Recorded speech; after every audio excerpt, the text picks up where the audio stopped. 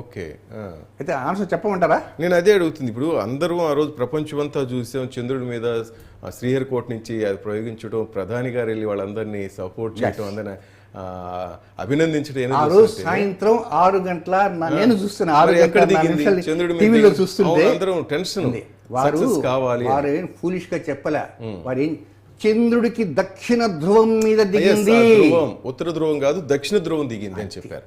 ఉత్తర ధ్రువం వైపు చీకటి ఉంటుంది, అది కుదరదు, ఇక్కడ దిగింది అని చెప్పారు. చీకటి అని ఉండేది దాని రాహు భాగం. రోవర్ అక్కడ ల్యాండ్ అయింది. కేతు ఉండేటువంటి దక్షిణ ధ్రువం. ఇప్పుడు ఇది కేతు దగ్గర ల్యాండ్ అయింది, దక్షిణ ధ్రువం. ఆ దక్షిణ ధ్రువం మీద వాడు చంద్రుడి మీద దిగింది అని అనట్లేదు, దక్షిణ ధ్రువం అన్న ధ్రువం మీద దిగింది. హైదరాబాద్ అండి, రామోజీ ఫిల్మ్ సిటీ అవతల మొట్టమొదటి పొలిమేరలో ఏదో ఉంటుంది. ఒక ముఖ్యమంత్రి గారు వస్తున్నారు, ఉన్న పలంగా ఆయన ఆగిపోయారు. ఎక్కడ హైదరాబాద్ ఆగారా? లేదు, అక్కడెక్కడో హైదరాబాద్ దగ్గర ఉన్న పేరు ఏదో ఉంటుంది, అక్కడ ఆగారు. పోచంపల్లో ఏదో చెప్తారు.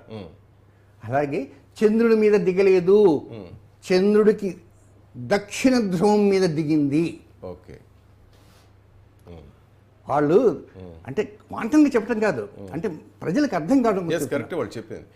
అంటే నేను ఎందుకు అంటున్నాను రాహు కేతువులు అన్నదానికి నేను చెప్తున్నా, చెప్పాల్సిన అవసరం లేదు. చంద్రుడికి దక్షిణ ధ్రువం మీద దిగింది.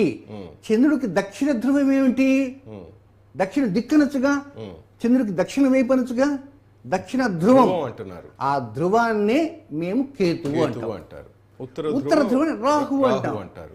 కనుక ఈ దక్షిణ ధ్రువం దగ్గర కనుక రవిచంద్రులు కలిస్తే అక్కడ అమావాస్య వస్తుంది, అర్థమైందా?